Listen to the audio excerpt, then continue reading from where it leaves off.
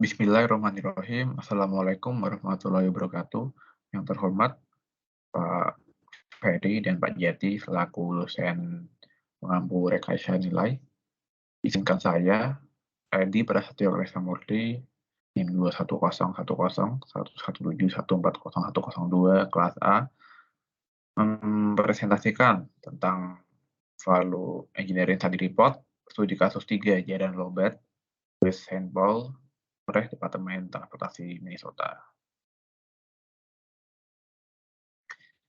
Seperti terlihat dari gambar citra satelit ini, Jalan Lobat Street adalah fasilitas jalan raya yang dimiliki oleh Minnesota Department of Transportation dan menyediakan jalan raya utama utara sampai selatan untuk SNO.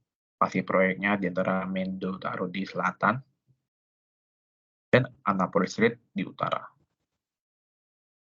Untuk konfigurasinya sendiri, jalan existing di antara Mendoza Road dan Battle Avenue adalah jalan raya 5 lajur tak terbagi sampai jalur parkir. Sementara dari Battle Avenue ke Annapolis Street adalah jalan raya 3 lajur tak terbagi dengan jalur parkir di kedua sisi jalan. Di sepanjang koridornya, terutama di 2 per 3 selatan, ada banyak jalan masuk di kedua sisi jalan yang hanya berjarak 50 kaki.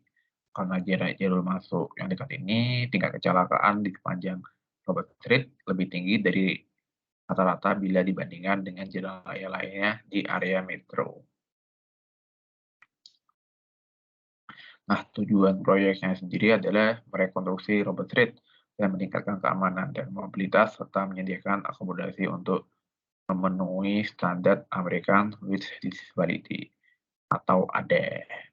Proyek ini juga akan merekonstruksi jaringan rombongan air drainase, mengganti sinyal lalu lintas beserta lampu jalan, dan pemasangan elemen pemandangan jalan lainnya guna memenuhi faktor estetika pada instruksi atau arahan yang diberikan oleh tim Value Engineer. 4 kategori yang perlu ditingkatkan itu yang pertama infrastruktur, keamanan, estetika, transit. Kategori yang perlu ditingkatkan dari segi infrastruktur ada pelapisan permukaan aspal yang ada, penggantian bagian trotoar beton yang rusak, sampai perbaikan utilitas umum. Untuk keamanan, menambah median di jalur belokan tengah yang ada, sampai konsolidasi jalan masuk jika sesuai. Untuk estetika sendiri, ganti lampu jalan yang ada dengan sistem penerangan yang lebih efisien dan estetis, dan juga menambahkan elemen hijau. Untuk transit sendiri, memastikan desain dapat mengakomodasi kemungkinan jalur mobil jalan raya atau angkutan cepat bus dalam lajur perjalanan luar. Kendala dan pengendalian keputusan. Sebagai bagian dari pengarahan proyek, tim VE ini memiliki beberapa kendala proyek dan keputusan pengendalian yang perlu dipertimbangkan di antara lain itu ada 80 kaki dari kanan jalan, proyek mulainya itu harus April 2012 tetap diberikan jalan 2 lajur satu arah di Robert Street saat masa konstruksi berlangsung, dan dari arah sebaliknya tetap diberikannya akses ke tempat bisnis saat konstruksi, tetap adanya jalan pintas saat masa konstruksi, harus ada jalan lewat bis pada masa konstruksi, dan juga harus ada pedestrian pada saat masa konstruksi. Nah, apa sih kekhawatiran stakeholder? Kekhawatirannya itu pekerjaan ini harus dimulai pada tahun 2014. Pengemudi dan pejalan kaki akan dipandu dengan cara yang jelas dan tepat melalui zona kerja dan bisnis. Lalu minimalkan dampak masyarakat dengan menyelesaikan pekerjaan secara efisien sambil mempertahankan persyaratan konstruksi yang berkualitas. Lalu pembukaan penawaran yang terlambat di bulan April 2014 dapat mengurangi jumlah penawar dan menaikkan harga. Untuk pengamatan investigasinya, hari pertama studi termasuk presentasi dari tim proyek. Ini merangkum masalah utama proyek, mendorong proyek, dan pengamatan yang diidentifikasi selama sesi ini. Mulai dari pengemudi berbelok secara ilegal, trotoar rusak, retak trotoar, kegagalan atau kelelahan berkelanjutan sampai kontraktor akan menggali atau menimbun kembali parit untuk saluran air. Tapi Dinas Air Saint Paul ini akan memasang pipa. Untuk jadwal proyeknya sendiri itu dikenakan pada tahun 2014 bulan Januari dengan pembukaan penawaran pada April 2014. Konstruksi ini diharapkan mulai pada Juni 2014 dan proyek selesai pada tahun 2017. Nah, dilihat di tabel ini informasi yang diberikan kepada tim Value Engineering. Mulai dari tampilan rencana tata letak bagian selatan sampai presentasi PowerPoint rapat kontak. Ini tabel informasi yang diberikan kepada tim VE lanjutan yang tadi. Untuk proses value engineering ini akan dikupas satu-satu mulai fase informasi sampai fase implementasi. Pertama, fase informasi. Tim value engineering ini menerima briefing meliputi tujuan proyek, jadwal proyek, batasan proyek, kepentingan stakeholder, serta diberikan estimasi biaya dan dokumen-dokumen yang berguna untuk studi VE. Seperti tabel berikut ini. Lalu ada fase analisis fungsi, perangkatnya itu ada 5, ada cost model, atribut kinerja, matriks atribut kinerja, tabel analisis fungsi, dan diagram fase. Untuk cost model sendiri, nah, ketua tim V ini menyiapkan cost model dari estimasi biaya yang telah disediakan oleh tim proyek. Berdasarkan model yang dapat disebutkan bahwa rekonstruksi atau renovasi perbaikan dari jalan beserta pemandangannya yang meliputi lampu jalan berkisar dari 50% dari pendanaan proyek. Lalu untuk atribut kinerja, tim VE bersama dengan tim proyek mengidentifikasi dan mendefinisikan atribut kinerja, kemudian mendefinisikan konsep dasarnya. Atribut kinerja berikut digunakan sepanjang penelitian untuk mengidentifikasi, mengevaluasi, dan mendokumentasikan ide dan rekomendasi. Atribut kinerjanya dari operasi lalu lintas utama, operasi lokal, pemeliharaan, lalu ada dampak konstruksi, ada dampak lingkungan, dan juga jadwal proyek.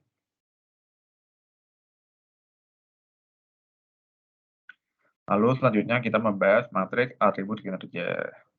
Seperti lihat di gambar di samping, matriks digunakan untuk menentukan kepentingan relatif dari atribut kinerja individu untuk proyek. Tim proyek dan tim value engineering mengevaluasi kepentingan relatif dan atribut kinerja yang akan digunakan untuk mengevaluasi ide-ide kreatif. Selanjutnya kita membahas tabel analisis fungsi. Nah, untuk analisis fungsi ini mengubah elemen-elemen proyek menjadi fungsi-fungsi yang didefinisikan dengan kata kerja dan kata benda untuk mengurangi kebutuhan proyek. Tabel berikut menunjukkan fungsi-fungsi yang berkaitan dengan pekerjaan-pekerjaan utama yang sudah didefinisikan pada cost model. Contohnya saja, ini ada ruang jalan, item utamanya. Kata kerjanya itu memberikan, menerangi, mengendalikan, meningkatkan. Kata benda perlindungan, jalan, erosi, estetika. Biayanya 4,06 miliar dolar. Persen dari proyeknya itu 24,6%. Nah, diagram fase ini seperti terlihat pada gambar presentasi ini, diagram fase ini menyusun fungsi sesuai urutan dapat menjawab pertanyaan how dan why. Ini istilahnya seperti hubungan antara bagaimana dan mengapa. Fungsi dasar dari proyek ini adalah untuk meningkatkan operasi utama dan meningkatkan operasi lokal. Secara fungsi sekundernya sendiri adalah memelihara lalu lintas dan merelokasi utilitas. Ini adalah lanjutan dari diagram fase yang tadi.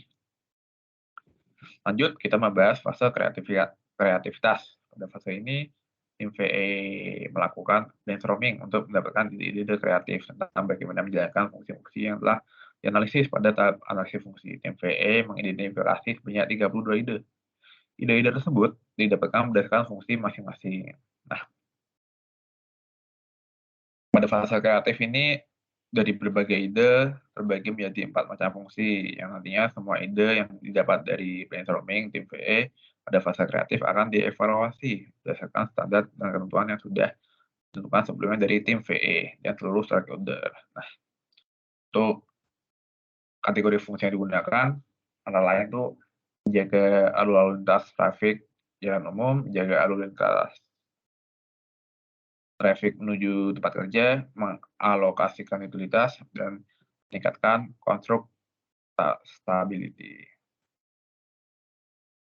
Ide-ide yang tercantum dengan tiap fungsi yang dipertimbangkan itu menjaga lalu lintas melalui koridor, menjaga trafik lalu lintas, mengalokasikan utilitas, meningkatkan kemampuan konstruksi. Lalu kita membahas fase evaluasi. Pada tahap ini, tim VE menggabungkan, mengevaluasi, dan mengerucutkan ide-ide yang telah diidentifikasi. Tim VE mengevaluasi ide-ide tersebut dengan menyebutkan keuntungan dan kerugiannya, serta memberikan nilai 0 sampai 5. Nah, untuk nilai 4 ke atas, nilai 4 dan 5 ini akan dikembangkan lebih lanjut. Nah, untuk nilai 3 ini didokumentasikan sebagai pertimbangan desain. Nah, untuk nilai 2 ke bawah, nilai 2, 1, dan 0 ini tidak bisa digunakan sebagai pertimbangan lanjut. Nah, peringkat-peringkat ini ditandai dengan warna hijau, kuning, dan merah.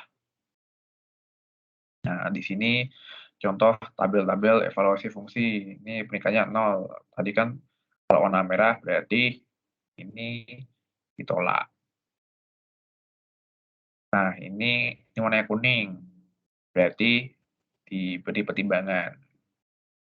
Lalu selanjutnya di sini warnanya hijau, berarti karena ini warnanya hijau, maka diberi rekomendasi seperti itu.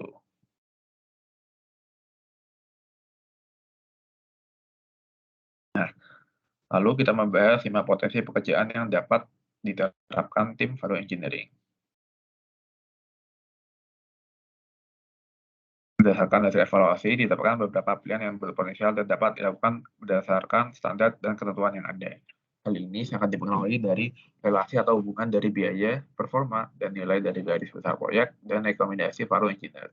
Dari hasil evaluasi, didapatkan 5 potensi pekerjaan yang dapat dilakukan untuk diterapkannya rekayasa nilai atau value engineering, yaitu ada 5 ini. Dari eliminate temporary barrier sampai inovatif kontrak. Fase pengembangan. Ide-ide yang mendapatkan nilai tinggi dikembangkan jadi rekomendasi value engineering. Deskripsi, gambar, kalkulasi, dan estimasi biaya disiapkan untuk setiap rekomendasi. Dan berikut adalah ringkasan dari semua rekomendasi yang telah dihasilkan dan dampaknya terhadap proyek. Ini ada rekomendasi 1, 2, 3A, 3B, dan 4. Nah, untuk performa yang paling tinggi itu ada di relokasi utilitas pertama dan juga kontrak inovatif. Nah, untuk penghematan biayanya sendiri 0,2 juta, 0,2 juta dolar.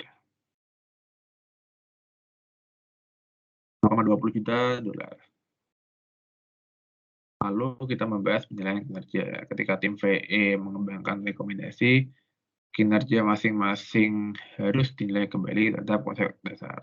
Perubahan kinerja selalu didasarkan pada dampak keseluruhan terhadap total nilai proyek. Setelah data kinerja dan biaya dikembangkan oleh tim value engineering, perubahan bersih dalam nilai rekomendasi VE dapat dibandingkan dengan konsep desain asli. Memahami hubungan antara biaya, kinerja, dan nilai baseline proyek dan rekomendasi VE sangat penting dalam mengevaluasi rekomendasi VE.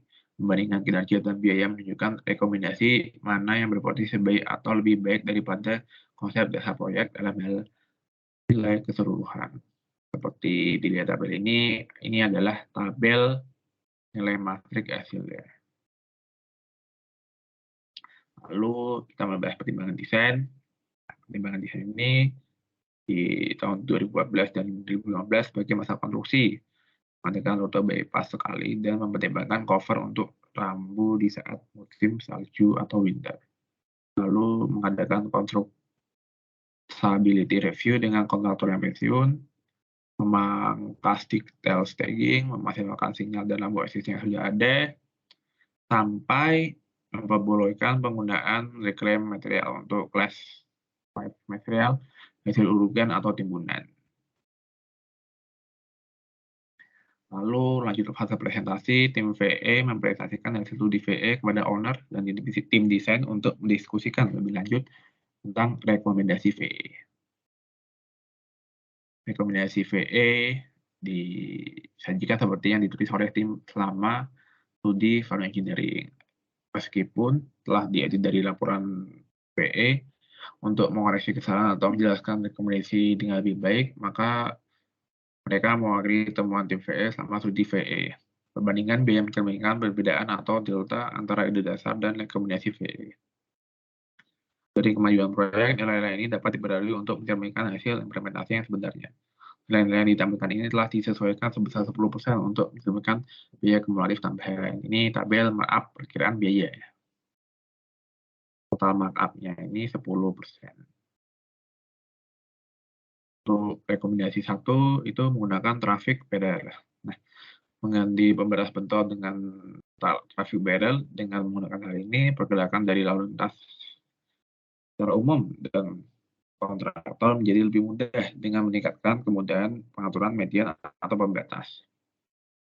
Traffic barrier juga dinilai lebih ekonomis dan pengadaan maupun penataan di lokasi lebih mudah tanpa dibutuhkannya alat-alat lainnya. Penilaian performa secara keseluruhan dari ide rekomendasi ini dapat dilihat lebih jelas pada tabel berikut ini. Ini tabel rekomendasi pertama yang menggunakan traffic barrier. Lalu ini rekomendasi kedua itu adalah rapat mingguan BC atau kontraktor. Ini adalah perhitungan performa rekomendasi kedua. Didapatkan 3%. Ini untuk rekomendasi 3A, merelokasi utilitas lebih dahulu untuk perhitungan performa rekomendasi 3A, seperti terlihat dalam tabel berikut.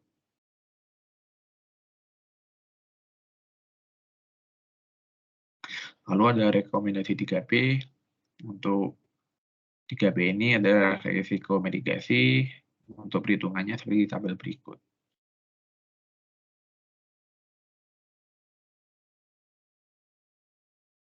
Untuk rekomendasi keempat ini adalah lelang kontrak yang inovatif. Nah, di sini perhitungan performa rekomendasi keempat. Didapatkan net change in performance-nya itu 11%.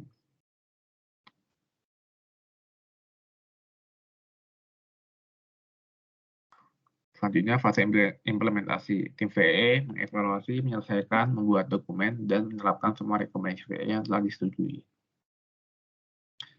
Usulan rekomendasi value engineering yang disetujui berdasarkan tabel 13 dapat diketahui dari 5 rekomendasi yang disarankan oleh tim VE hanya ide yang diterima untuk diaplikasikan.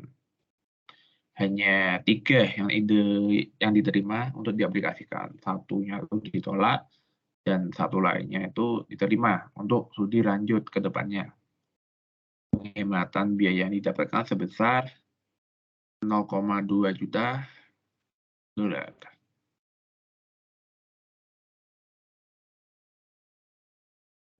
Alasan penerimaan atau penolakan rekomendasi pertama itu gunakan barel lalu lintas. Rekomendasi ini dapat diterima dan dapat dengan mudah diimplementasikan dalam rencana akhir desain.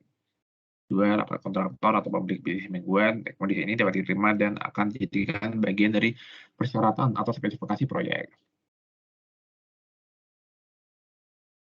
Rekomendasi 3 dan 3B itu relokasi utilitas lebih dahulu di bawah jadwal spesifikasi proyek. 3B mitigasi risiko kontrak utilitas terpisah. Nah, untuk yang keempat itu kontrak inovatif. Kota akan setuju untuk mengeksplorasi metode penawaran alternatif, yaitu penawaran A plus B, konsep teknis alternatif insentif atau disinsentif, dan lain-lain. Mereka akan mencari arahan dari Departemen Minnesota tentang panduan tentang item ini, dan bahasa kontrak standar yang harus dimasukkan ke dalam dokumen penawaran untuk metode kontrak yang dipilih. Pemerintah kota menyarankan agar pertemuan dijadwalkan dengan Departemen Minnesota Construction Service untuk mengeksplorasi lebih lanjut manfaat dari penerapan opsi penawaran alternatif. Baik, sudah di penghujung presentasi. Terima kasih banyak sudah mendengarkan presentasi ini. Jika saya ada salah, mohon maaf. Terima kasih. Wassalamualaikum warahmatullahi wabarakatuh.